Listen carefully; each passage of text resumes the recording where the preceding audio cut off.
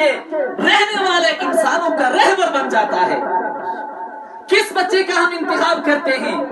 جس بچے کو کچھ پڑھنا لکھنا نہیں آتا ہے، ذہن کے اعتبار سے کمزور ہے، صحت کے اعتبار سے کمزور ہے، ہم اس بچے کا انتخاب یہاں کرتے ہیں۔ اور جو بچہ سب سے بہترین لائق فائق ہوگا، بہترین ذہن رکھنے والا ہوگا، صحت مند ہوگا، ہم اس بچے کا انتخاب اصلی تعلیم کے لیے کرتے ہیں۔ ہم اس کو کالجوں کے اندر داخلہ کرواتے ہیں، یونیورسٹیوں کے اندر داخلہ اس کا کرواتے ہیں۔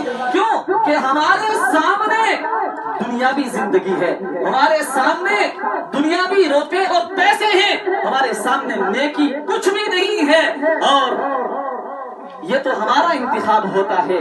لیکن یہ سارا کا سارا کام کرنے والی ذات اللہ رب العالمین کی ہے۔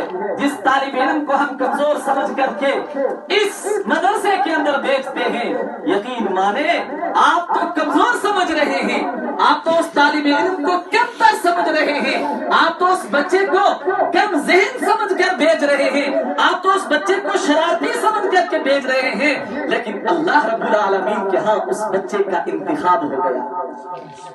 اللہ رب العالمین نے اس بچے کا انتخاب اپنے پاس کر لیا۔ یہ سمجھ لو یہ بچے، یہ بچیاں جو آج اس مکتب کے اندر موجود ہیں، اللہ رب العالمین نے آپ کو چن لیا ہے، اور آپ کو ایسا چنا ہے کہ دنیا کے اندر بسنے والے سارے انسانوں سے آپ کا مرتبہ بڑھ گیا۔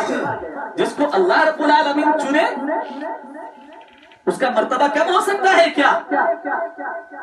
احساس کمتری کا شکار نہ ہو۔ وہ صحابہ کرام کو دیکھیں، ہم ان کے واقعات پڑھتے ہیں، کیسے صحابہ کرام کی زندگیاں تھیں، کیسی زندگیاں انہوں نے گزاری۔ اصحاب صفہ کے بارے میں آپ دیکھتے ہیں کہ بھوک کے ذریعے سے نڈھال ہو جایا کرتے تھے، کھانے پینے کے لیے کچھ نہیں میسر ہوا کرتا تھا، لیکن آخرکار اللہ رب العالمین نے جب دیکھا کہ میرے بندے میرے دین کو حاصل کرنے کے لیے طرح طرح کی قربانیاں پیش کر رہے ہیں، اپنی بھوک اور پیاس کو برداشت کر رہے ہیں، لیکن میرے دین کو نہیں چھوڑ رہے ہیں، میرے دین کے لیے ہر طرح کی قربانیاں دے رہے ہیں، تو پھر رب العالمین نے ان کے سامنے جو فتح و نصرت کے دروازے کھولے، وہ کیسے کھولے کہ قیصر و کسریٰ کے تاج ان کے قدموں میں لا کر رکھ دیے۔ آج امریکہ سپر پاور کہلاتا ہے، آج ہم مسلمان ہونے کے باوجود ڈر رہے ہیں، کانپ رہے ہیں۔ اس وقت قیصر و کسریٰ کی جو طاقت تھی، روم اور ایران کی جو طاقت تھی، جیسے آج لوگ امریکہ سے ڈر رہے ہیں، ایسے اس وقت ان طاقتوں سے ڈر رہے تھے۔ اور کفار کیا سمجھتے تھے؟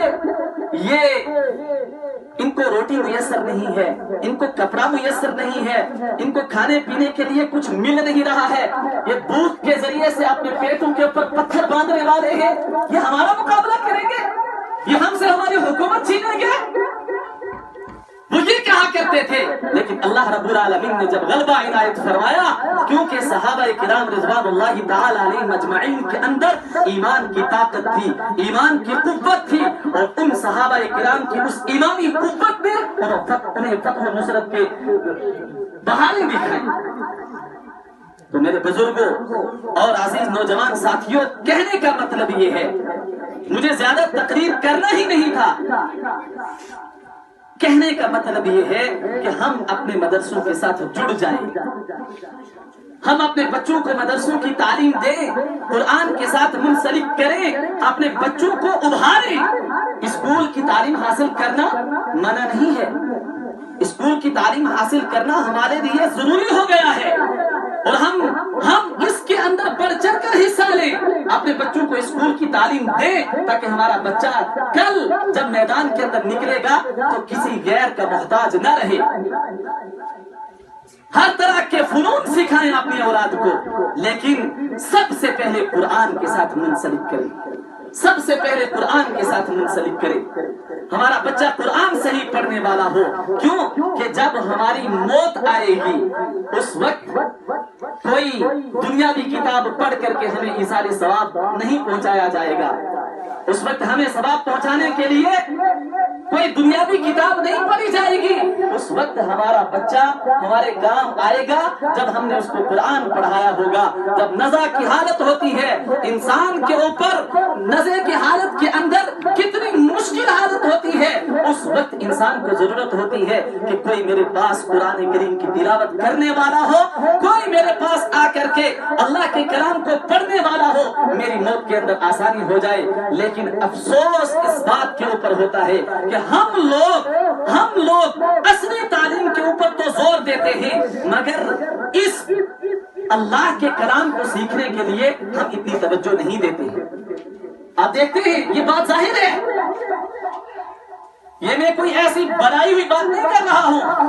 ہم دیکھتے ہیں اگر عصری تعلیم کے اندر کوئی طالب علم کامیاب ہو جاتا ہے، کوئی فرسٹ پوزیشن حاصل کر لیتا ہے، کسی کا پہلا نمبر آ جاتا ہے، اس بچے کا نام اخباروں کے اندر بھی چھپ جاتا ہے، اس بچے کے گھروں کے اندر خوشیاں منائی جاتی ہیں، اس بچے کے گھر کے اندر برفی بانٹی جاتی ہے، اس بچے کو اوپر اٹھایا جاتا ہے، اور پھر اس بچے کے ذہن کے اندر ایک بات آ جاتی ہے کہ واقعاتاً میں جو کام کر رہا ہوں یہ بہت اچھا کام ہے، مجھے اس کے اندر آگے بڑھنا چاہیے. اس بچے کا حوصلہ بلند ہو جاتا ہے.